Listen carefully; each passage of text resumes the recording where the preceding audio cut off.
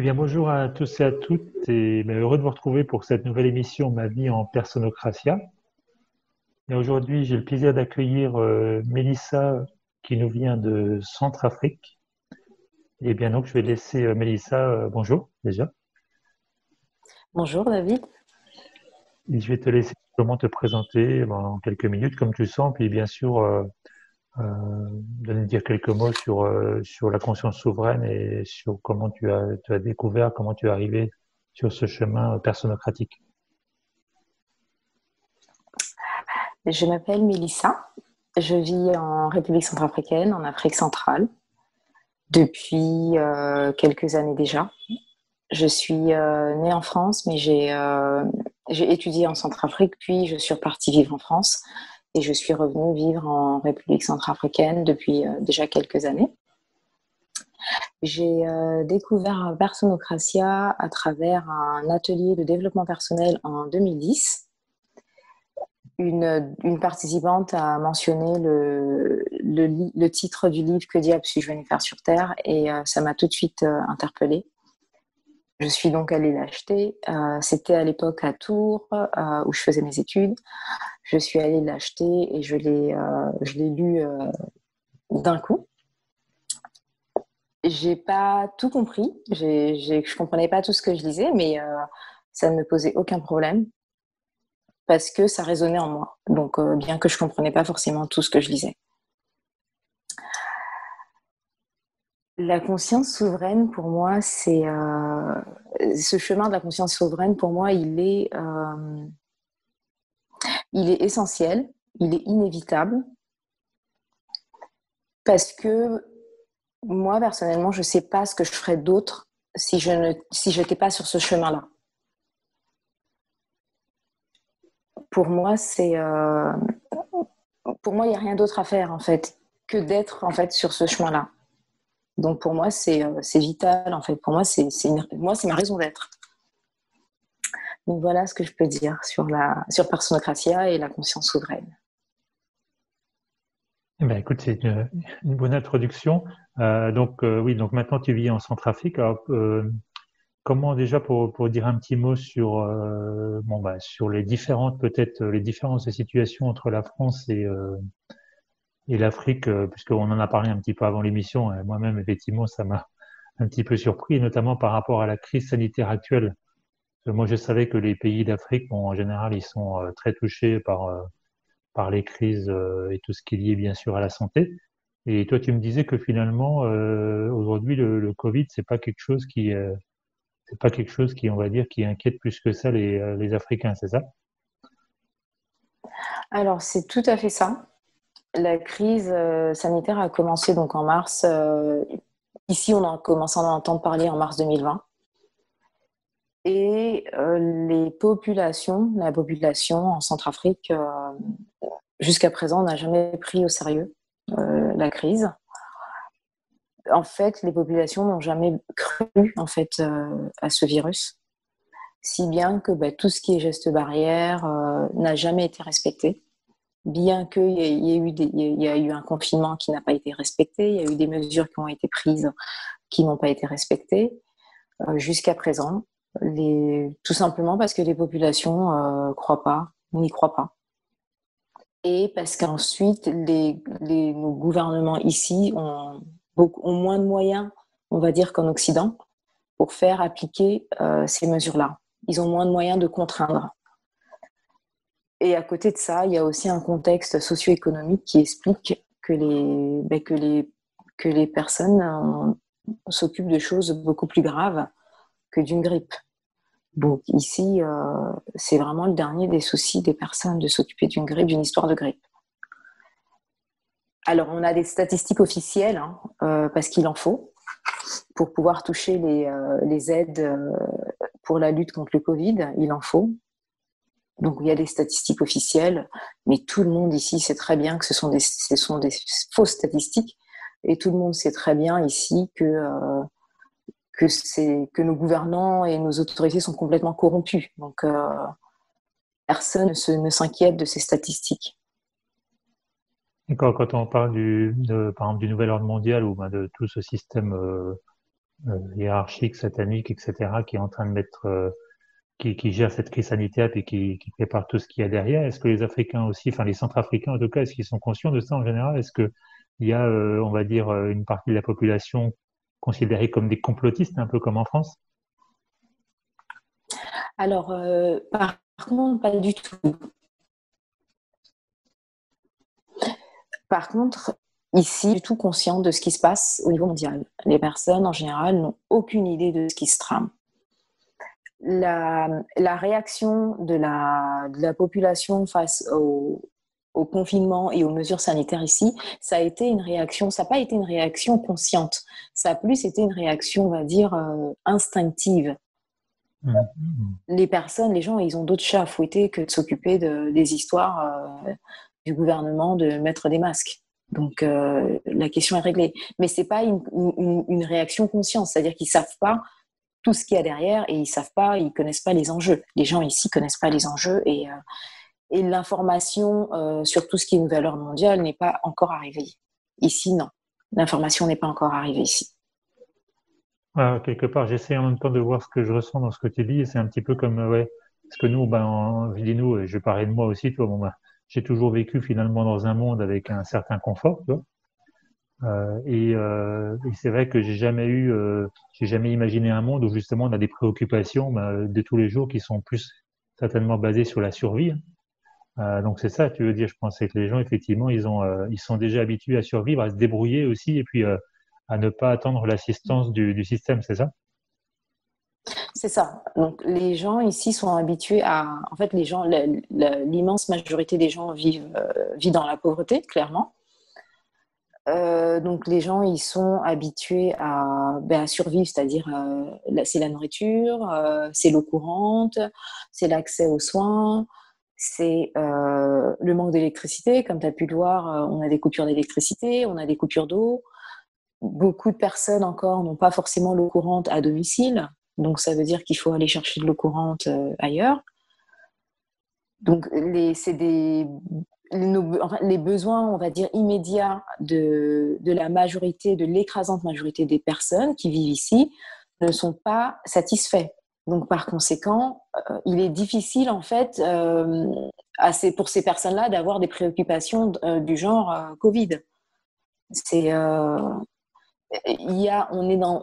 vit aussi en zone endémique de paludisme qui tue je ne sais pas combien de fois plus que le Covid, donc qui est une maladie qui n'a rien à voir avec le Covid et qui est beaucoup plus mortelle.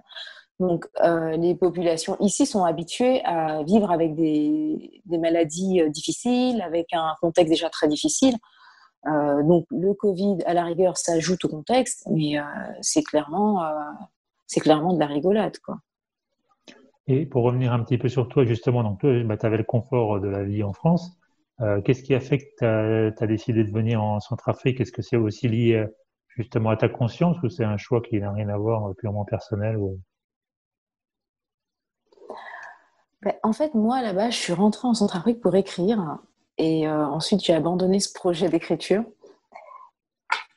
Mais j'ai beaucoup voyagé, en fait, entre la France, la Centrafrique et le Canada avant de me décider de rentrer en Centrafrique. Et au cours on va dire, de mes voyages, je me suis rendu compte, déjà, j'ai ressenti le besoin de rester quelque part, de me stabiliser, d'arrêter de voyager, parce que c'était pour moi quelque part une espèce de fuite. Et ensuite, je me suis rendu compte que j'avais besoin d'un endroit à partir duquel je ne partirais pas. Donc, quoi qu'il arrive, je me suis dit, je ne partirai pas de cet endroit. Et donc, il faut que je choisisse cet endroit. Et donc, j'ai choisi cet endroit.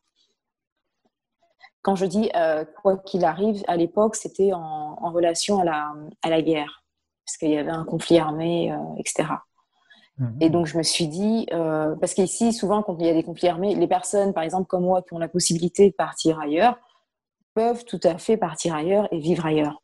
Et moi, je me suis dit, j'ai besoin d'un endroit à partir duquel je ne partirai pas, quoi qu'il arrive, quelles que soient les circonstances. Et l'endroit qui s'est, on va dire, imposé à moi, c'était la Centrafrique, c'était ce lieu-là. Et souvent, quand on me pose cette question, je réponds, je ne sais pas où aller d'autre. En fait, j'ai pas d'autre endroit où aller, on va dire. Je ne sais pas où est-ce que je peux aller, en fait. Alors oui, physiquement, je peux me rendre dans plein de pays et vivre dans plein de pays, mais pour l'instant, c'est là que je dois être. Je ne sais pas encore comment l'expliquer, mais voilà, c'est ça. Tu pouvais te rendre dans plein de pays, et maintenant, ça va être de plus en plus compliqué. Maintenant, ça va être de plus en plus compliqué. Bon, c'est vrai que j'ai eu un peu d'entraînement, mais bon, là, ça se corse. Et justement, donc tu sais que bon, dans ton pays, les gens ils ont d'autres chats à fouetter effectivement que le Covid, mais je pense déjà c'est bien pour nous de l'Occident, enfin, je sais pas si le mot Occident c'est le bon mot, mais des pays soi-disant plus évolués ou développés. Je sais pas, je crois que c'est plutôt l'inverse, mais bon, c'est bien pour justement que nous on se rende compte qu'en fait, ben finalement, c'est qu'une question de focus et c'est un peu comme dit David Icke, ça dépend où je mets mon centre d'attention, quoi. Et puis de ce que le système veut recevoir. Parce que comme tu l'as dit, d'ailleurs, tu sais, je sais pas si tu as entendu parler du film Hold Up là, qui fait sensation en ce moment dans le milieu justement des complotistes et qui fait réagir donc les anti-complotistes. Je crois qu'ils parlent, alors, je sais pas si c'est du paludisme ou de la malaria où ils disent que justement, ben, il y a beaucoup plus de morts évidemment que de cette fausse pandémie. Donc tout le monde le sait, mais bon, ok, bon, ben, c'est comme ça, donc on continue à subir, quoi. Donc c'est intéressant de voir déjà que c'est pas forcément partout pareil, hein. Parce que nous on a l'impression que oui, ça y est, il y a pas, c'est une fatalité si tu veux, et que tout le monde le vit de la même manière partout. Alors que voilà, ça dépend si on a décidé que c'était le plus important Mm. finalement ou pas, quoi. C'est tout à fait ça. Ça dépend si on a décidé et ça dépend vraiment de la croyance. C'est-à-dire que autant ici, on meurt beaucoup du VIH parce qu'on y croit, autant le Covid, on n'en meurt pas. Donc voilà, ça dépend de nos croyances. Et ici, ben non, les gens n'y croient pas et les gens n'y ont jamais cru. Donc ce qui fait que ben, ça touche pas les gens ici, ça ne nous touche pas. On vit comme d'habitude, voilà. Et en parlant de VIH, je sais pas si tu as vu justement la vidéo de Bernard Lachance, je lui fais un petit clin d'œil au passage. C'est Sida Censure, hein, je crois il a fait un site ou une chaîne. Et il a sorti la fameuse lettre dont il a parlé la dernière fois au Canada, tu sais. Tu as vu, non, ce qu'il a fait? Oui, je l'ai vu et j'attendais avec impatience de voir la suite du lien entre VIH et coronavirus. Donc j'attendais avec impatience qu'il nous mette mieux en lumière le lien entre les deux. Mais après, ouais, je sais pas tout ce que moi j'en ai vu quelques-unes, mais alors, c'est vrai que déjà, on va dire ces annonces, son scoop a été un petit peu mis de côté parce qu'il y a le Corona qui est arrivé justement quasiment en même temps, tu vois. Ah bon, en plus, peut-être ça a été bien aussi pour lui, il a été un peu moins attaqué, je sais pas. Mais en tout cas, dans plusieurs émissions, il parle bien justement du lien, finalement, que le Corona, c'est un copier-coller Du de ce qui s'est VIH. passé avec le VIH, surtout par rapport au test. Tu sais, pareil, ils te prennent un test où il y a que 1% des cas qui concernent le VIH, comme, le SIDA, comme aujourd'hui, c'est la même chose pour le Covid. Et puis, ils vont te ramener tout le monde dans le test général qui est surtout pas fait pour être utilisé comme ça, quoi. Donc, c'est vraiment très, très proche Voilà. en termes de fonctionnement. De Non, mais c'est intéressant. stratégie. Ouais, Ouais. exactement. Alors, je sais pas, après, justement, peut-être, effectivement, toi, j'avais plus, pour moi, c'est loin, cette histoire du sida maintenant en France, mais en Afrique, c'est encore très présent, en fait, c'est ça. C'est ça, c'est très d'actualité. Je pense que ici, ça touche à peu près 25%, je pense, de la population, quelque chose comme ça. Donc c'est très, Ah. très. Tu veux dire Ouais, voilà. 25% Ici, on est dans des zones. qui sont déclarés séropositifs. Oui, c'est des chiffres à peu près comme ça, 20-25%, oui, facilement. Alors Selon peut-être les c'est. statistiques officielles, hein. Après, voilà. Oui, bien sûr. Ah, mais ça veut dire que c'est peut-être aussi parce que les gens se sont fait tester, quoi.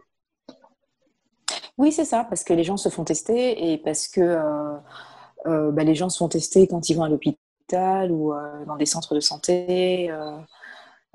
Après, il faut savoir que les gens qu'ici, on vit quand même dans des conditions matérielles difficiles. Dans certains villages, c'est même des conditions du Moyen Âge, hein, clairement.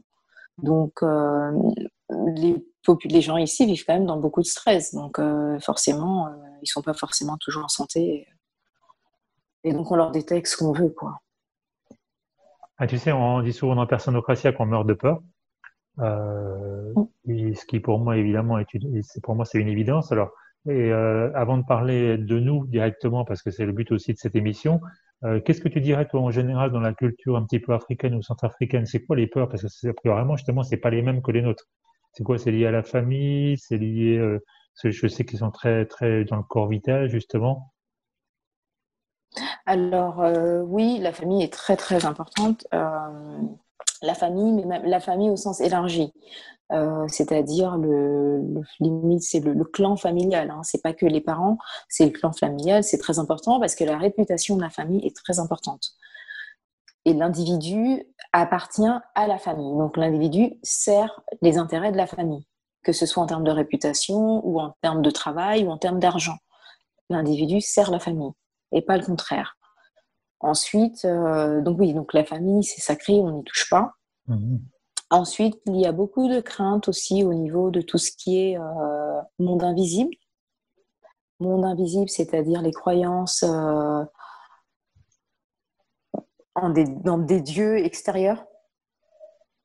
Les croyances en des dieux extérieurs, les croyances en le dieu de la forêt, le dieu de l'eau, le dieu de telle chose et de telle chose.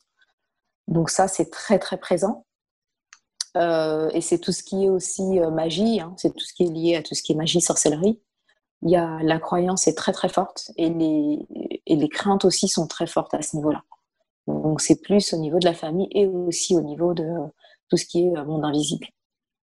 Ça, c'est intéressant parce qu'en fait, pareil, dans notre société, en tout cas pour moi en France, depuis que je suis né, en fait, c'était déjà un petit peu la fin de la religion, c'était déjà de moins en moins important. Tout ce qui est monde subtil, magique, etc., ça a jamais pris trop d'ampleur, hein, non. Et puis aujourd'hui, finalement, c'est la science chez nous qui a complètement remplacé la religion, quoi. Je parle en termes d'autorité extérieure, hein.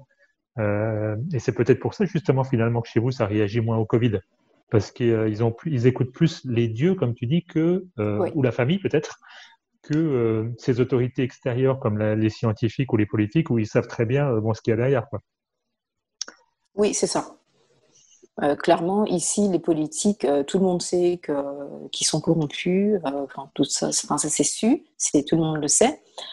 Par contre, les autorités extérieures telles que tout ce qui est Dieu invisible, religion, donc les religions, on va dire, les plus connues, hein, mais aussi parce qu'en dehors des religions, on va dire classiques, christianisme, islam, il y a aussi beaucoup plus tout ce qui est les dieux les dieux de la nature, etc. Et donc la croyance est très forte à ce niveau-là. Et les personnes redoutent plus, on va dire, ces autorités-là, religieuses et, on va dire, spirituelles, entre guillemets, plutôt que les autorités temporelles. Ouais, c'est intéressant ce que tu dis par rapport en fait, à toutes ces croyances, c'est-à-dire qu'en fait, l'autorité extérieure qui me fait peur, c'est celle à laquelle je crois le plus finalement, que je Oui, définis, qui est mon autorité extérieure de référence. Toi, moi, j'en ai parlé dans d'autres vidéos par rapport à ce qui se passe ici, parce que bon, ici, voilà, on est encore confiné. Situation qui est l'étau qui se resserre au niveau des masques à tous les niveaux. C'est quand même assez horrible tout ce qu'ils préparent ou tout ce qu'ils imaginent ou tout ce qu'ils disent pour nous faire peur, hein. Même le nombre de personnes dans une voiture, le masque pour les bébés, enfin les enfants de 2 ans. Enfin, il y a eu pas mal de choses choquantes, mais bon, les gens ils continuent plus ou moins à acquiescer parce qu'ils n'ont pas le choix, puis ils attendent, enfin ils pensent qu'ils n'ont pas le choix, ils attendent le moment où ça s'arrête. Tu vois, mais pour revenir à moi, ça me ramène toujours à mes difficultés. Par exemple, le fait, j'ai encore un pincement au cœur. Quand je remplis pas mes dérogations, quand je les remplis plus, je me suis rendu compte que je vais beaucoup moins d'or. C'est-à-dire, j'ai des prétextes, des excuses, mais au final, comme je peux plus remplir, eh bien, j'évite un petit peu les confrontations avec les autorités justement extérieures qui pourraient me contrôler. Donc, bien sûr, je continue à faire des choses, mais je sens que je le fais pas normalement.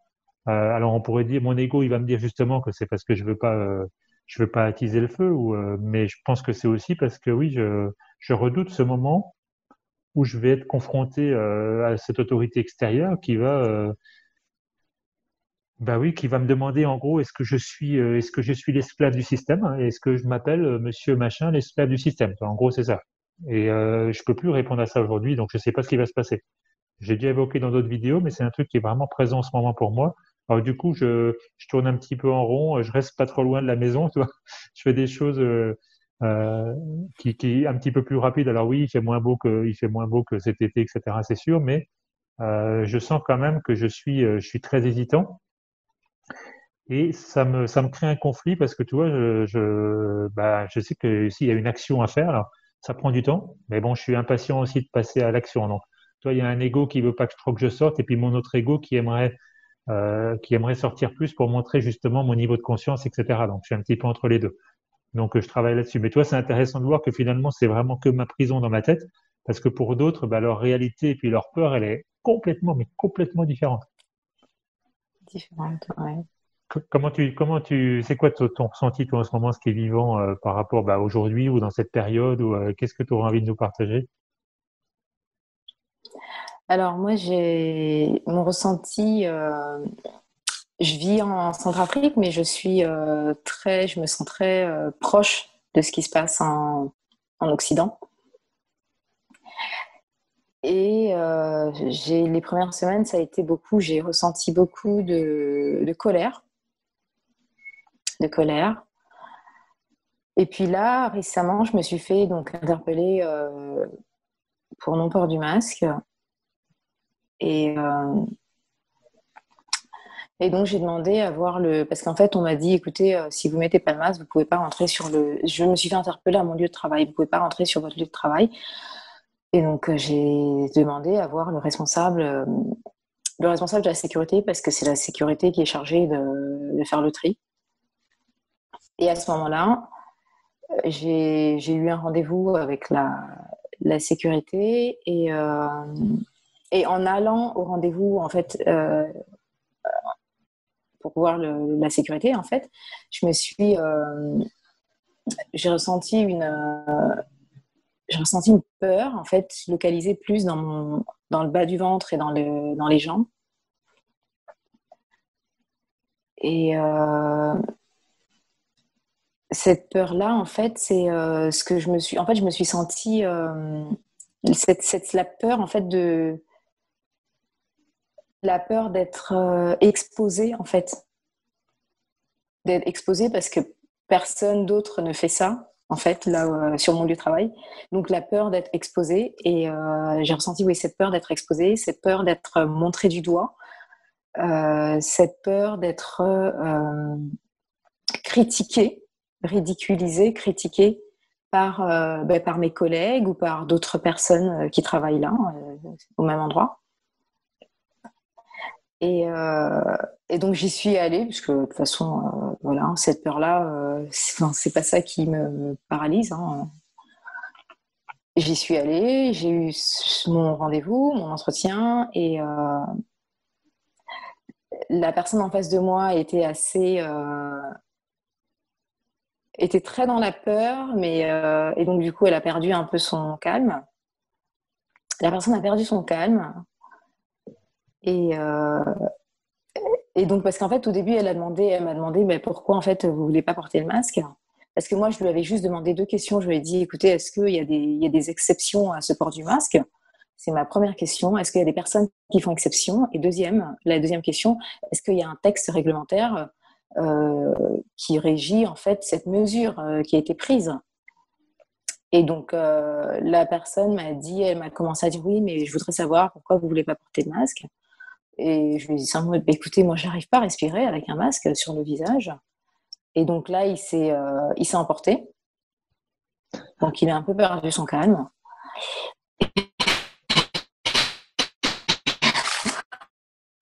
En me disant, c'est pour le bien de tout le monde et tout, c'est pour le bien de la population locale. Alors là, je lui ai dit, écoutez, vous voyez bien que la population locale, elle n'a rien à fiche, donc racontez pas n'importe quoi. Et donc là, voilà, il a craqué, et j'avais cette peur en fait toujours présente en moi au moment de mon entretien, mais j'ai continué mon entretien, et ça c'est très important pour moi. Et puis donc ensuite, il m'a dit, écoutez, je ne veux pas parler avec vous plus longtemps et tout. Et je lui dis, bah, écoutez, si vous me posez des questions et que je vous réponds et que vous me dites que vous ne voulez pas parler, moi non plus, j'ai des choses 100 fois plus importantes à faire que d'être là et à parler dessus. Donc du coup, je suis partie et il m'a dit, oui, écoutez, j'enverrai un rapport, etc. Et je lui ai dit, il n'y a pas de souci, envoyez un rapport. Et je lui ai donné mon nom et donc il a envoyé un rapport en fait disant ensuite quelques jours plus tard il a envoyé un rapport pour dire suite à notre entretien je vous rappelle que le port du masque est obligatoire et que si jamais vous ne vous présentez pas avec un masque à l'entrée vous serez refusé d'accès ou on vous demandera de sortir de voilà et c'est vrai qu'en fait je me rends compte aussi avec ce que tu dis que depuis que j'ai repris le travail en octobre, étant donné que cette mesure-là, elle est partout et qu'il y a beaucoup de bureaux sur lesquels c'est affiché sans masque, pas d'entrée, moi-même, je me suis pas, je passe beaucoup plus de temps dans mon bureau, je vais moins dans le bureau des d'autres personnes, je reste plus dans mon bureau, je fais beaucoup plus les choses par téléphone ou bien par email, je me déplace beaucoup moins. Et je vais dans le bureau uniquement de personnes dont je sais qu'elles ne me rejetteront pas en fait de leur bureau. Ils me diront t'as pas de masque, tu rentres pas. Donc moi, c'est vrai que j'ai remarqué ça aussi. Donc du coup, je reste un peu plus proche de mon bureau. Je me balade pas non plus dans tous les sens partout. Et je parle uniquement de mon lieu de travail parce que dans ma vie extérieure, c'est complètement l'opposé. C'est-à-dire, je vais partout, je fais plein de choses. Mais sur mon lieu de travail, c'est vrai que je suis beaucoup plus dans mon coin, voilà. Et puis donc voilà, là j'ai reçu ce rappel là du port obligatoire du masque. Et puis pareil, voilà, j'ai ressenti la même sensation, cette peur, cette boule dans le ventre et au niveau des jambes, des genoux, parce que pour moi ça vient toucher la peur de perdre mon revenu, c'est-à-dire de perdre mon emploi, de perdre mon revenu et donc de ne pas savoir comment faire. Donc après, voilà, il y a le mental qui s'emballe. Je ne vais pas rentrer dans le mental parce que sinon, on n'en sort plus. Mais voilà, sinon, voilà, moi, cette peur-là, clairement, c'est la peur de perdre mon revenu. Ça touche à cette peur-là. Oui, c'est ce que j'allais te dire, parce que potentiellement, c'est ce qui peut arriver, quoi. Oui, c'est ça. Potentiellement, c'est ce qui peut arriver. Ça touche à cette peur-là, mais en même temps, bien que j'ai cette peur-là, que je vois très bien, j'ai ma position n'est pas négociable en fait. C'est-à-dire que je suis prête en fait à, à perdre mon emploi. Je ne vais pas renier qui je suis, je ne vais pas renier ma conscience, je ne vais pas renier qui je suis. Voilà, pour une stupide histoire de masque et de Covid. Donc, non, pour moi, c'est clairement que c'est pas négociable. Après, oui, je sais que je suis prête à perdre mon emploi, mais pour autant, je porte cette peur-là. Mais voilà, après, si ça arrive jusqu'à ce point-là, ben, je ferai avec. Entre-temps, d'un autre côté, cette peur-là aussi me fait voir qu'il est peut-être temps aussi pour moi de laisser aller cet emploi-là. C'est-à-dire que c'est un emploi aujourd'hui pour moi qui ne me convient plus parce que le positionnement de mon organisation, clairement, aujourd'hui, ne me convient plus. Donc, par conséquent, mon âme n'est pas à vendre et ma conscience n'est pas à acheter. Donc, voilà. Je rebondis sur ce que je viens de dire, c'est quand même tu dis des choses comme ça très très calme, on sent que tu es quelqu'un, enfin, tu donnes l'impression en tout cas d'être plutôt, tu vois, très posé, très structuré, mais bon, tu dis les choses très calmes, mais en même temps, dans ce que tu dis, il y a un petit peu quand même des ovnis pour, toi, quand on écoute ça avec son mental, parce qu'effectivement, tu dis, ben, mon âme n'est pas à vendre, je vais pas renier ma conscience pour un travail, et pourtant, c'est ce que font la plupart des gens, parce que perdre son travail, c'est tu perds tout, tu n'as plus de travail, tu n'as plus l'argent, tu n'as plus la reconnaissance sociale, tu es exclu de la famille, etc. Donc, c'est quand même, c'est un truc énorme, hein. Tu le dis comme ça, tu le dis comme ça, comme si c'est simple. Je ne sais pas si c'est aussi simple que ça d'ailleurs pour toi, mais c'est important d'entendre ça aussi, toi. Et moi, ça m'amène d'ailleurs à une question, c'est comment tu fais, c'est-à-dire quand tu as cette peur là qui est là et qu'est-ce qui se passe à l'intérieur? Il y a une force pour revenir justement à Personocratia, je ne sais pas, qu'est-ce qui se passe toi qui te donne cette force de continuer comme ça?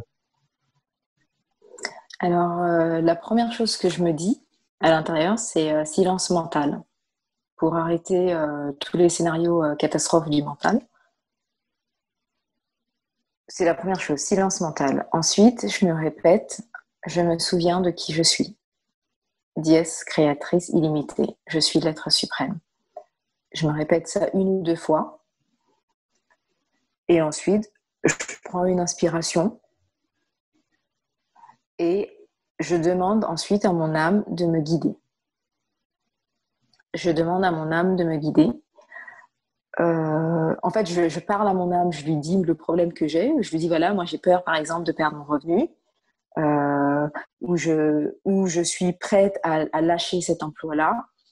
Mais par contre, je voudrais que le contre-coup financier ne soit pas pénible, ne soit pas difficile. Donc en fait, je lui parle, je lui expose mes problèmes. Je lui dis, voilà, moi j'ai ça comme problème dans la vie. Et voilà, et puis donc du coup, je lui dis, maintenant, je te laisse carte blanche pour me guider parce que moi, contrairement à d'autres personnes, j'entends pas mon âme. Mais par contre, je lui dis de me guider. Je lui demande de me guider.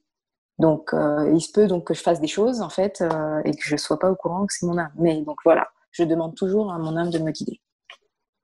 Ah, c'est marrant, tu lui parles en fait comme on parle, on dit souvent mon âme c'est mon meilleur ami, tu lui parles un peu comme ton meilleur ami, quoi. Tu lui parles de tes problèmes, et puis Oui, c'est ça. C'est ça. Oui, oui, c'est ça. Je lui parle de mes problèmes, je lui fais des petites listes, je lui écris, je lui fais des listes de mes peurs, de mes problèmes et je lui demande de me guider et puis de m'accompagner parce que bon, parfois c'est difficile, parfois c'est dur. Donc je dis, écoute, c'est pas très agréable. Enfin, rends-moi la tâche facile, quoi. Donc ouais, non, je lui parle. non, mais ça c'est intéressant parce que souvent dans les émissions comme ça, on partage un peu des recettes sur ouais, comment on va appeler à l'intérieur ou comment ça se passe. Alors, tu vois, c'est drôle et en même temps c'est vraiment chouette parce que c'est structuré. En fait, c'est comme si tu as une méthodologie, mais tu fais toujours exactement de la même manière. Tu sais, par exemple, moi je trouve que c'est justement hyper important. Comment tu as dit avant, enfin, tu dis je me souviens de qui je suis, c'est ça? Oui, voilà. En fait d'abord, je fais silence mental parce que Ah oui, silence quand je mental, vois que mon important, voilà. mental il va dans tous les sens et qu'il fait plein de scénarios, et ensuite je me répète 2 fois ou 1 fois ou 2 fois, je me souviens de qui je suis. Et ça Dièse marche. créatrice illimitée. Et ça me permet de me recentrer en fait. Et En à fait, chaque c'est fois, comme un tu sens. mantra.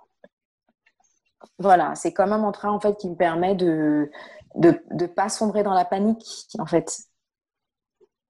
Et donc ça me permet de me calmer déjà. Déjà, je me calme, ça me calme. Et donc voilà, donc je silence mental, je me souviens de qui je suis dièse créatrice illimitée, l'être suprême. Ensuite, je prends une grande inspiration et je lui dis à mon âme le problème que j'ai. J'ai peur de telle chose ou j'ai tel problème. Et je lui demande de me guider Ok, de ce qu'il y a lieu de faire en fait. Voilà. ouais, je comprends. Mais en fait, moi, ce qui m'intéresse presque, c'est presque le début, parce que souvent, le problème quand on fait ce genre d'exercice, c'est qu'on n'arrive pas à descendre forcément jusqu'à la connexion, parce que le mental, il a continué. Même si on essaie de l'arrêter, il continue. Tu vois. Alors, est-ce que tu as, toi, parce que dire silence mental, c'est enfin un peu théorique, comment tu fais pour justement que ton mental, vraiment, il arrête de te mener par le bout du nez ou de prendre toutes tes pensées, tu sais? Bah, dès que je l'attrape, je lui dis silence. Dès que j'attrape mon mental en train de, je lui dis silence, de se taire. Je lui demande de se taire. Et, euh, et après, si je vois que ça va pas, je me concentre sur ma respiration. C'est-à-dire que je vais mettre mon attention, je vais porter mon attention sur ma respiration. Et ça, c'est pour moi, ça marche. C'est-à-dire que ça déconnecte, ça va me déconnecter de mon mental ou ça va déconnecter mon attention de mon mental. Donc, je porte mon attention sur mon inspire et mon expiration, expiration. Et donc, je vais faire ça pendant peut-être 2 minutes, 2 minutes. En général, ça va déjà me calmer pour avoir, voilà, ça va déjà me calmer pour redevenir lucide. C'est intéressant parce que moi justement, enfin moi j'ai l'habitude de faire un petit peu comme toi, surtout de par mon passé au niveau thérapeutique, j'ai l'habitude de tout ce qui est lié à se poser sur sa respiration, toi et tout ça. Mais en ce moment, particulièrement comme je disais dans cette période un petit peu difficile, là, je dors mal, j'ai mon mental qui tourne, mais tous ces outils que je sais qui fonctionnent, tu vois, par exemple, quand je me concentre sur ma respiration, bah forcément mon mental il s'arrête parce que j'ai mis toute ma concentration ailleurs. Ben en fait, je les appelle pas toujours, tu vois, c'est-à-dire que s'il y a une partie de moi qui veut même pas que je les appelle, parce que cette partie-là, elle essaie de garder le Mhm. pouvoir, parce que cette partie-là, elle sait justement que si j'appelle tout ça, je vais revenir à dièse, etc. Et à quel moment ça revient? Ben, simplement quand c'est insupportable. Et c'est ça qui est, ça met aussi en colère un autre de mes égos, c'est-à-dire qu'il faut que ce soit insupportable certaines fois pour que j'agisse. Toi, j'aimerais bien toujours agir un petit peu en prévention, ce que je fais hein, des fois, mais même souvent d'ailleurs. Mais dans les moments vraiment difficiles, comme en ce moment, quand je sens les taux qui se resserrent, ça joue sur tous mes corps. Toi, ça se passe beaucoup pendant la nuit. Quand je me réveille le matin, je suis assez perturbé. Et bon, bah là, le matin, ça fonctionne. Par contre, j'appelle vraiment mon âge, je me connecte. Après, avant de me lever, après, je me sens mieux. Mais le soir, par contre, toi, ces outils que je connais, eh bien, ils veulent pas venir ou je veux pas les appeler ou tu vois, il y a quelque chose une partie de moi qui veut rester un petit peu dans cette souffrance. Je sais pas si c'est quelque chose que tu as déjà vécu aussi. Oui et non, on va dire. Oui, dans la mesure où j'ai des périodes en fait où je me sens un peu au fond du gouffre, ce que tu appelles la souffrance en fait. J'ai des périodes de souffrance en fait où je sens que c'est trop difficile en fait. C'est-à-dire que ce travail intérieur là, il est trop difficile. Dans ces moments de souffrance, on va dire insoutenable, quand je suis au fond du trou, au fond de l'abîme, eh ben j'y reste.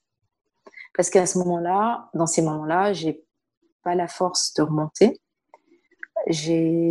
Donc simplement j'y reste et c'est tout en fait. Je fais rien d'autre. C'est c'est comme ça en fait. J'y reste et en général ça dure pas longtemps. En fait, je me bats pas contre cette souffrance là ou en fait c'est ce que je veux dire. Donc j'y reste et je la ressens et puis je suis là-dedans et puis c'est tout noir et puis les pensées aussi, mes pensées aussi elles sont toutes noires.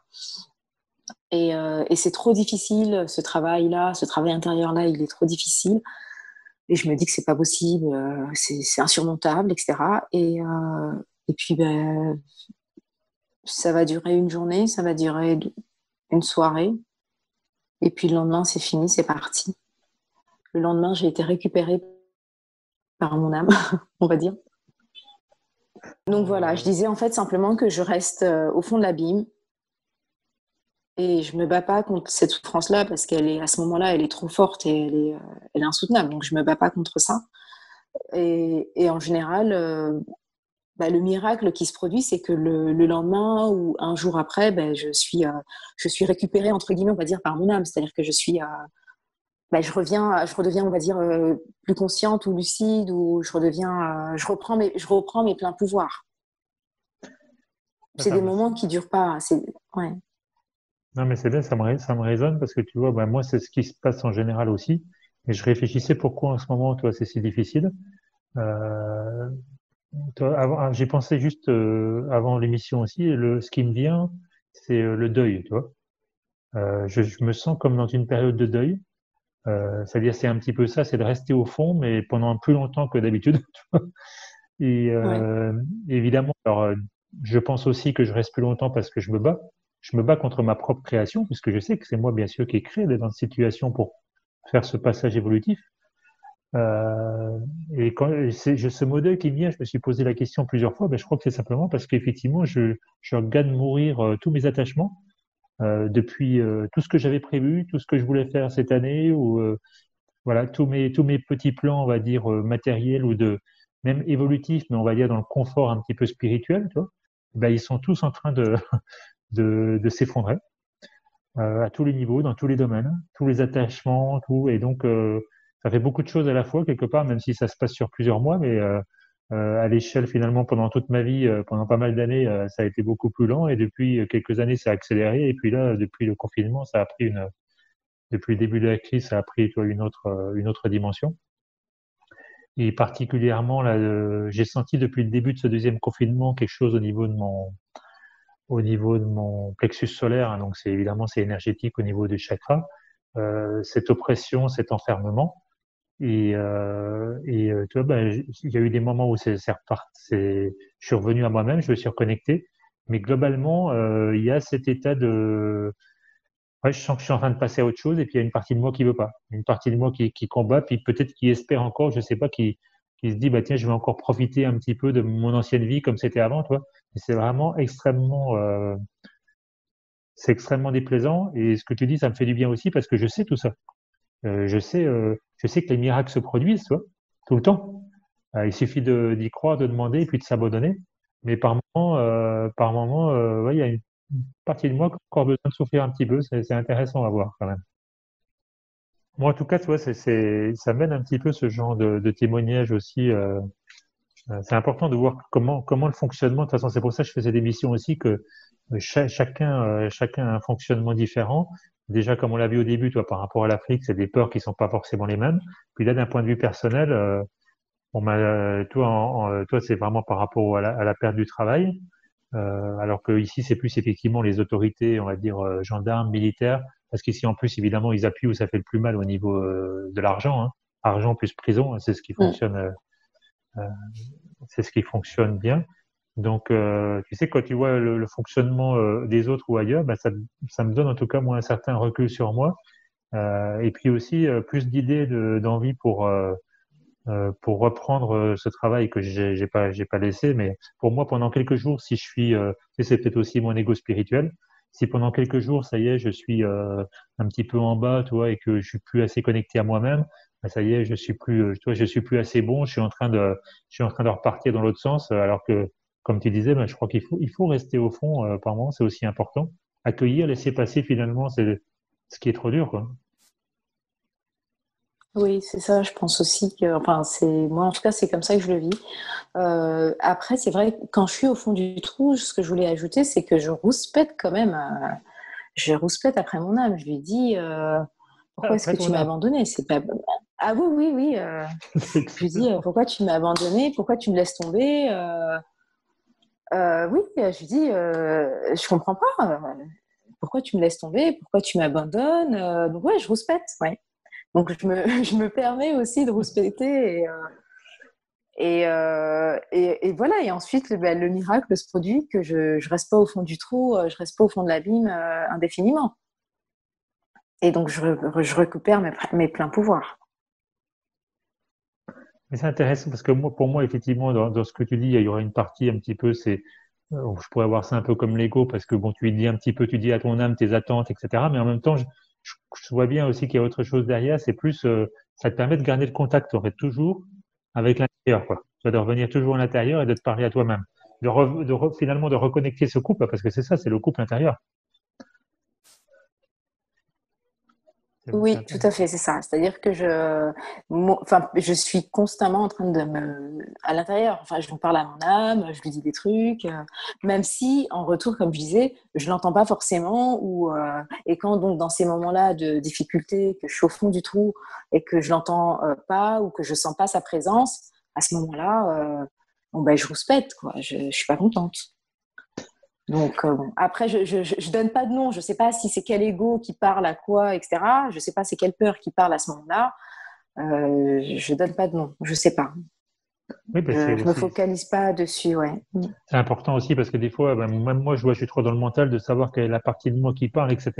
Alors qu'au final, ben voilà, le truc, c'est d'être dans le ressenti et puis enfin, pour moi, de me dire à moi-même ce que j'ai à me dire, c'est quand même plus important que d'utiliser les autres ou d'aller justement chercher des ennemis à l'extérieur, etc. Toi. Oui, mais même mon ego, c'est-à-dire que même mon ego, je le qualifie, ou mes égos, en fait, je les qualifie pas trop parce que il y a tellement de choses à faire. Je veux dire, je prends pas le temps non plus de le qualifier que c'est tel ego qui veut telle chose, etc. Je ressens bien qu'il y a des choses qui vont pas et simplement je laisse tout sur la table et je demande à mon âme, écoute, voilà, j'ai tel problème. J'ai des peurs. Oui, allez, bah Oui, oui, en mais fait, c'est ça. voilà. C'est ça. En fait, je dis j'ai peur de telle chose, mais je dis pas c'est mon ego de tel ou mon ego qui a peur de ci ou de soi, en fait. Ouais, bah, enfin, pour moi, peur et ego, c'est exactement la même chose, hein. C'est-à-dire, c'est la partie de moi qui veut me protéger justement par peur de ce qui va arriver, toi. Oui, ok, d'accord, Tu je vois. vois. Ouais. Donc moi, non, tout à l'heure, Mm. par exemple, quand tu disais par rapport à l'autorité, par rapport au masque, tu as bien dit que c'était la peur de s'exposer, je crois que c'est ça, de s'exposer, oui, et après de perdre son Oui, travail, bien sûr. Moi, pour moi, en tout cas, ouais. c'est super important de nommer les peurs, tu vois. Si je reviens à moi et puis ce que je disais juste avant, tu vois, je crois qu'il y a ma peur, ouais, la peur, c'est ma peur, si c'est le manque de confiance, la dévalorisation, c'est-à-dire que devant certaines choses, ça paraît tellement énorme, euh, j'ai peur de pas être capable. Alors que je sais que j'en suis capable et puis j'ai déjà fait plus difficile que ça. Mais bon, comme toutes mes peurs, hein, comme toutes les peurs, je pense en général, c'est que des illusions qui viennent justement pour m'enfermer. Mais je pense que c'est important effectivement de leur donner leur nom et puis le besoin qui va avec. Moi, souvent, c'est le besoin justement d'être reconnu ou de pas être en conflit avec les autres. Tu vois, comme je l'ai dit dans certaines émissions, d'être le gentil garçon. Tu vois. Donc, euh, donc oui, c'est important, je pense, de dire ce qui se passe à l'intérieur. Et puis après, par contre, je te rejoins, c'est de laisser aller, euh, de laisser passer et de pas se battre. Alors, ça aussi, c'est facile à dire. Et là, je me fais, quand j'arrive à cette phase-là, souvent, je me répète effectivement que c'est ma création. Je suis créateur, c'est ma création et je fais la paix avec. Et puis déjà, là, ça m'aide en répétant, mais moi, je le répète des fois vraiment un mantra, des dizaines, voire des centaines de fois. Et là aussi, ça calme mon mental. Et là, ça me permet de reprendre le dessus, puis de repartir sur des outils, comme on disait tout à l'heure, toi, respiration, etc. Souvent, il n'y a que ce genre de mantra qui me permet de débloquer la situation. Tu vois. D'accord. On a chacun nos recettes, hein. Oui. Est-ce que, bien sûr dans le sauveur, mais est-ce que toi, tu as envie de faire des choses justement ou est-ce que tu le fais peut-être déjà, je ne sais pas, pour partager cette conscience en Centrafrique, ou est-ce que tu as des projets par rapport à ça, ou est-ce qu'il y a des lieux, par exemple, qui existent pour ce genre de développement personnel, on peut dire, ou développement spirituel, je ne sais pas. Non, ici, tout ce qui est développement personnel et développement spirituel n'a pas encore commencé. Personnellement, moi, j'aimerais faire quelque chose, mais je ne sais pas encore quoi. J'attends encore d'avoir le signal, en fait, de mon âme. J'attends que mon âme me donne le top. Mais pour l'instant, moi, je partage pas, en fait, ou je partage dans un milieu vraiment très restreint cette conscience-là. Pour la simple raison, en fait, que je n'ai personne avec qui partager ici. Je vais peut-être partager une vidéo par-ci, par-là, et c'est tout. Mais les personnes autour de moi ici sont pas forcément réceptives, ou ça ne les intéresse pas du tout, donc ça ne leur parle pas. Donc, il n'y a pas d'échange, en fait, qui se crée. Donc voilà, donc c'est pour ça que je suis très contente de faire cet échange avec toi, parce que du coup, ça me permet de partager avec d'autres personnes. Ouais, c'est intéressant aussi parce que moi, je me rends pas compte, toi, enfin, moi, je suis pas en contact avec non plus 15 000 personnes qui ont cette conscience, mais à travers mes vidéos, à travers les personnes de mon entourage, les ateliers que je peux faire, aussi des contacts, bien sûr, avec le Canada ou avec Guy, avec France, avec d'autres personnes. Bon, j'ai quand même des liens réguliers. Mais alors, toi, si je comprends bien, oui, c'est plutôt, enfin, ça veut dire que tu es vraiment obligé d'être centré, quoi, parce que c'est que à l'intérieur que ça se passe, quoi. Voilà, moi je suis en dialogue permanent avec moi-même parce que j'ai pas grand monde avec qui partager, j'ai personne avec qui partager. Donc Non? voilà. Après je regarde, c'est pour ça que je dis que je regarde pas mal tout ce qui est, je suis l'actualité. Donc les vidéos, je regarde les vidéos sur internet, je vais regarder les vidéos, les émissions par exemple que tu fais, les vidéos de Guy. Dès qu'il y a une vidéo qui arrive, je suis toute contente. Je, je vais la lire tout de suite. Dès qu'il y a le dernier ouvrage de Guy qui est sorti, je l'ai commandé tout de suite. Euh, Parce que voilà, moi, j'ai pas d'autres, on va dire, contacts autres que ces vidéos-là et puis les livres. Et oui, mais toi, ça revient à ce qu'on disait quand tu parlais, tu disais que tu parles beaucoup à ton âme, c'est que finalement, à chaque fois, on se fait des cadeaux qui sont vraiment un booster évolutif. Euh, c'est vrai que moi, à un moment, je pensais que c'était important d'être pas dans une sorte de communauté, mais d'avoir beaucoup de contacts avec des gens dans cette conscience. Puis finalement, c'est vrai, je me suis rendu compte aussi que bah, les contacts, bien sûr, c'est super, mais en même temps, c'est pas ça qui va me faire évoluer. Il y a que moi qui peux me changer à l'intérieur. C'est vraiment un chemin complètement individuel. Et des fois, le fait d'être trop en contact avec l'extérieur, bah, on parle beaucoup de cette conscience, mais je travaille un peu moins sur moi, tu vois ce que je veux dire? Mhm. Du coup, oui, Et bah peut-être que... il y a Ouais. quelque chose. Ouais. Mhm. Non, Ce que vas-y, tu vas-y. dis, ça me fait penser à quelque chose. J'ai donc depuis le début de la crise sanitaire, vu que j'étais en télétravail, j'en ai profité pour, pour faire une formation en décodage biologique. Mhm. Et, euh, et donc, du coup, les sessions de décodage biologique ou les sessions de pratique de décodage biologique m'aident beaucoup à travailler donc, sur le ressenti, sur les sensations et sur les peurs, en fait. Et ça, c'est pour moi, c'est voilà, ça a été aussi le gros cadeau, on va dire, de la crise sanitaire. C'est d'avoir rencontré voilà une personne notamment avec qui je peux échanger dessus. Donc, on s'appelle quand on a, par exemple, quand je vis quelque chose de difficile. Eh ben, on va s'appeler et puis on va faire une session en fait pratique, bien sûr à notre niveau parce qu'on n'est pas non plus très outillé, mais déjà avec les outils qu'on a, ben, on peut déjà aller voir au plus profond du ressenti, au plus profond de nos sensations, ce qui se passe. Et ça, moi, ça m'aide beaucoup. C'est chouette que tu parles justement d'outils de décodage biologique. Enfin, je sais que on en avait parlé l'autre fois et c'est quelque chose qui t'aide beaucoup, mais c'est vrai que dans Personocratia aussi, on en parle toujours. Tous ces outils qui peuvent nous ramener au ressenti. Donc, bien sûr, ça peut partir de problèmes physiques, hein, et donc là, on va aller rechercher le traumatisme, ou ça peut être effectivement des choses qui sont directement émotionnelles, mais de pouvoir prendre cette distance et puis d'exprimer ce que je ressens, plutôt que de chercher, plutôt que de me plaindre d'être la victime ou de chercher un responsable extérieur ou une aide extérieure. C'est vraiment fondamental et c'est ce que moi je pratique beaucoup, par exemple, dans les cœurs à cœur au niveau émotionnel. Après, quand j'ai des problèmes au niveau du corps, comme au niveau du dos, ben, j'essaie de faire aussi un peu des choses comme toi. Bon, je suis pas toujours au top ou pareil. Il y a peut-être une partie de moi qui m'empêche de creuser, d'aller voir ce qu'il y a derrière. En tout cas, je sais que c'est là tout le temps que la réponse se trouve, c'est d'aller voir mon ressenti et puis de toucher mon traumatisme, ma peur, etc. Quoi. Il n'y a pas d'autre. C'est l'œuvre en fait au quotidien. Il n'y a rien d'autre à faire. Hein. Et ce que je voudrais rajouter, c'est par rapport au décodage biologique et par rapport à creuser son ressenti, je trouve que c'est plus facile de le faire avec quand on est accompagné d'une personne. C'est-à-dire quand il y a une personne qui nous permet d'être le miroir, en fait, de ce qu'on. Quand moi je fais quand je fais une session, donc la personne avec qui je fais la session est mon miroir. Et donc ce que je dis, la personne le répète et ça me permet de l'entendre. Et à chaque fois qu'elle le répète, je l'entends et ça me permet d'aller plus profond dans le ressenti. Et je trouve que c'est plus facile de le faire avec quelqu'un que toute seule. Parce que quand je suis toute seule, mon mental s'emballe, prend le relais et je perds la connexion avec mon corps, avec mon ressenti.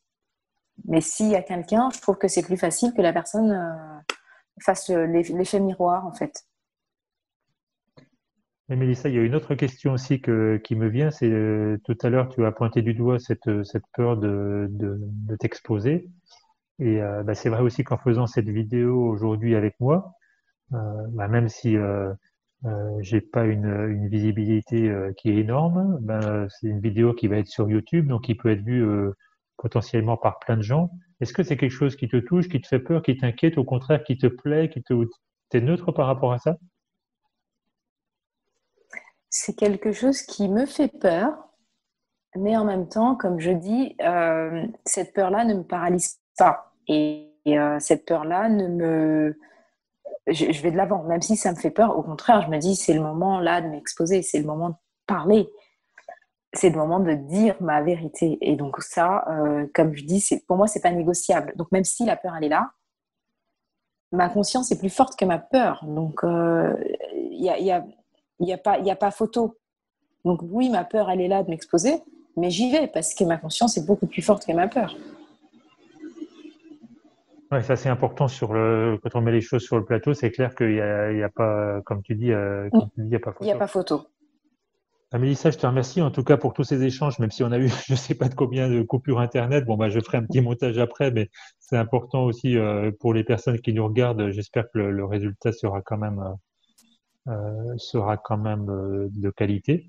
Je vais tout faire pour en tout cas. Et puis j'ai envie pour qu'on aille sur une dernière pour une dernière partie, parce que là, bon, bah, on parle de la situation actuelle, mais bah, il y a l'avenir.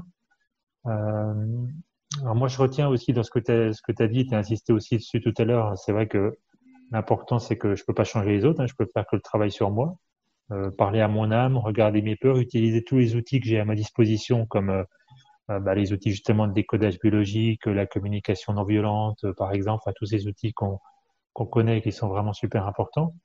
Euh, pour la France, pour ma partie, tu vois, je vois que c'est vraiment là, on est vraiment dans la dernière ligne droite et alors cette ligne droite, elle peut durer plus que quelques mois, peut-être qu'elle va durer encore quelques années, mais là, ils sont en train d'établir vraiment les éléments, tous les éléments du puzzle, hein, donc 5G, vaccin, etc. Ben, je pense que c'est là vraiment il faut avoir confiance, avoir la foi. C'est maintenant que bah, c'est pour ça que je pense que j'ai cette bataille intérieure, parce que c'est là que c'est difficile, c'est là que c'est comme un test, hein, de dire bah tiens, est-ce que j'ai vraiment la foi? Bon, de toute façon, je vais pas aller dans une autre voie, hein, je vais pas me faire vacciner ou autre, ça c'est même pas, j'ai pas eu même dans mes moments ouais, où je suis au fond du trou, j'ai pas imaginé une seconde que j'allais revenir en arrière.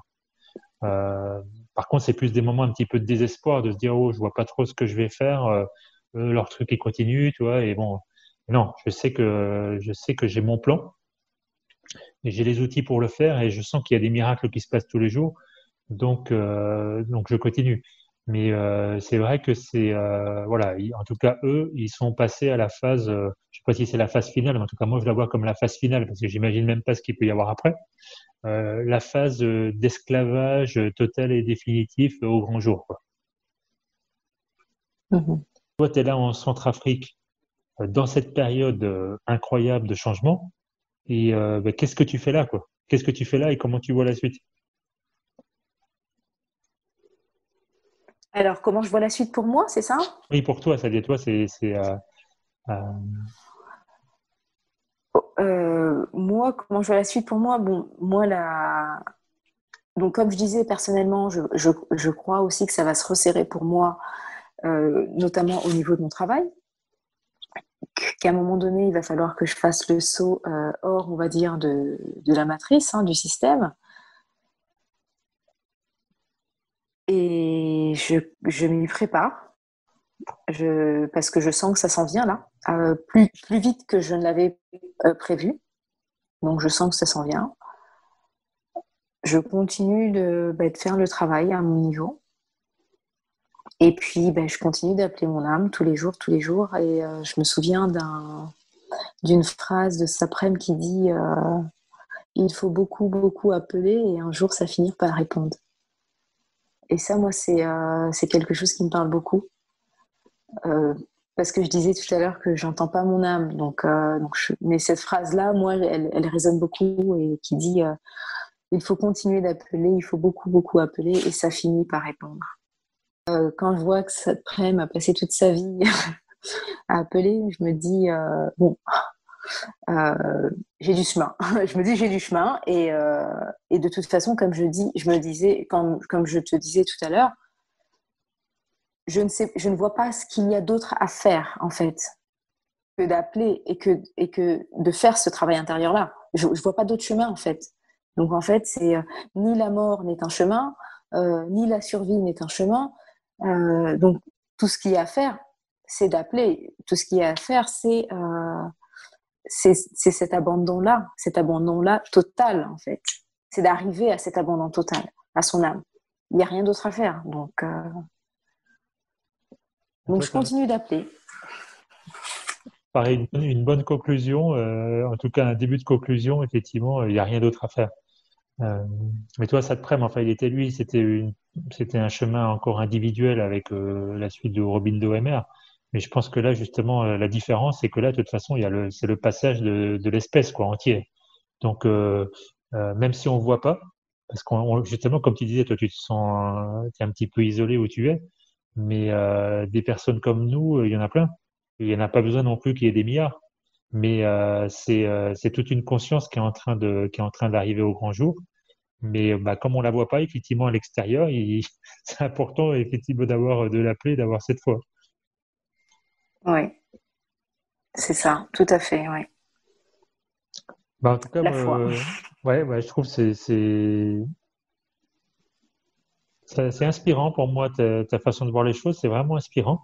Et je pense que c'est lié justement à ton contexte qui est complètement différent, où bah voilà, tu vas finalement à l'essentiel, hein, c'est ce qu'il y a, c'est le couple intérieur, tu vois.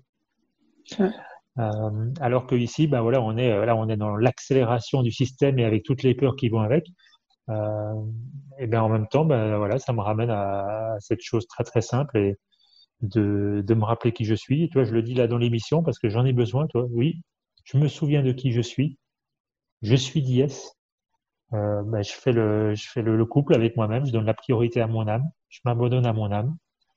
Et je sais pas ce qui va se passer, mais je sais que c'est là que je vais. C'est ce que j'écris.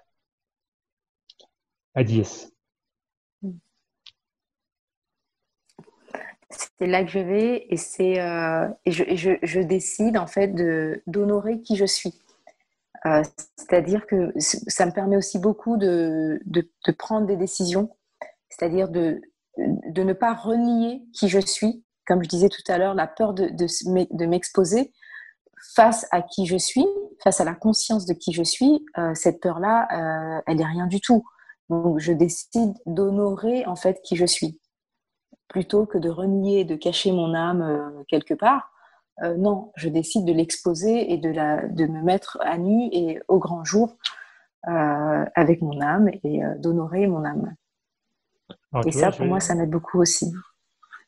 je vais reporter ma conclusion. Je vais en faire une deuxième. Ça me parle énormément ce que tu dis, tu vois. Non, parce que moi, certaines fois, alors, je sais pas dire si je le fais pas, mais effectivement, j'ai l'impression que certaines fois, oui, c'est presque une timidité de mettre en avant qui je suis, alors que c'est ça le plus important pourtant. Mais bien sûr que c'est pas la timidité, Ouais. que c'est la peur qu'il y a derrière. Et ce fait d'honorer, d'être, je peux pas utiliser ce mot, pas fier, toi, mais oui, c'est qui je suis. Donc pourquoi j'ai besoin de le cacher, quoi. Donc ça me parle aussi beaucoup. Merci pour ce petit clin d'œil en tout cas. Merci à toi pour la plateforme. Ça me permet de partager, moi, ce que je vis ici. Ça me permet aussi de partager le contexte ici parce que je pense qu'il y a beaucoup de désinformation, de mensonges qui sont véhiculés. Et je crois que c'est très important de dire la vérité sur ce qui se passe. Et c'est pour ça que moi, je te remercie vraiment beaucoup de me donner l'opportunité de partager en tout cas ce qui se passe en Centrafrique et de donner peut-être aussi une autre vision des choses, de dire aux personnes qui vivent en Occident qu'elles ne sont pas toutes seules et qu'il y a une partie de la planète qui n'est pas soumise à cette dictature sanitaire. Et je crois que ça pèse dans la balance, comme je disais, vibratoirement. Bien sûr, complètement. Complètement. Ça n'a pas de rapport direct, mais ça me fait penser, toi, en Irlande, ils ont été les premiers à décider de se confiner, alors je crois qu'ils avaient 3 morts. Tu sais. Donc c'est pour ça non, mais c'est pour ça qu'il y a un décalage énorme, si tu veux. Alors que vous, justement, vous avez, comme tu disais, des gens qui croient au sida, donc il y a 25% de gens qui sont positifs. C'est c'est la preuve, si on en a encore besoin, que je crée vraiment, je manifeste la vie Ouais, à mon image, à ma ressemblance, donc à mon niveau de conscience. C'est ouais, fou, c'est fou. Et c'est pour ça c'est que incroyable. ça revient au fait ce que tu disais d'honorer son âme, c'est-à-dire quand je sais ça, par moment presque toi, j'aurais presque honte de me dire, mais tiens, mais c'est pas possible que je puisse encore cacher qui je suis, alors qu'au contraire, j'ai que ça à faire, c'est l'exposer. Et là, ma manifestation, ben, elle va encore changer. C'est ça le miracle, quoi. Oui, c'est ça. Ouais, je crois qu'en tout cas, il faut mieux en rire parce que c'est une belle pièce de théâtre Une bonne pièce de théâtre, oui. qu'eux, ils nous font, mais finalement qu'on s'est fait pour nous-mêmes, enfin comme moi, je me suis fait pour moi-même. Et je la vois dans ma vie tous les jours et pas forcément de regarder une nouvelle ordre mondiale. Quand je vois mon comportement des fois avec ma famille ou les gens qui m'entourent, je vois bien que je suis encore, je repars des fois dans cette pièce de théâtre et de croire ce que dit mon ego, comme de croire ces autorités extérieures. C'est ça qui est incroyable, quoi. Oui, qui est incroyable, oui. Ok, Mélissa, écoute, c'était vraiment chouette. Et puis surtout, viens quand tu veux, j'ai envie de te dire, on fera d'autres émissions, mais peut-être que hein, si une fois ou si tu as un sujet particulier, ou sinon c'est moi aussi qui te recontacterai pour te proposer d'autres choses. Merci, merci beaucoup. Et puis, au plaisir. C'est un début, c'est une première pour moi. Donc, je pense que je vais continuer à m'exposer encore, encore et encore. Voilà, puis je sais pas, les gens qui regardent cette vidéo, vous Mm. pouvez aussi mettre des commentaires par rapport à ce qui vous a touché, par rapport à l'Afrique. Peut-être aussi vous avez des contacts là-bas. Peut-être c'est une vidéo qui peut circuler un petit peu au-delà des frontières. On a fait une émission avec le Canada aussi. On a Tatiana qui intervient régulièrement, qui est en Colombie. Alors voilà maintenant le Centrafrique. Donc on s'étend, on se propage. Merci Mélissa et à très bientôt. Merci, à très bientôt. Bye bye.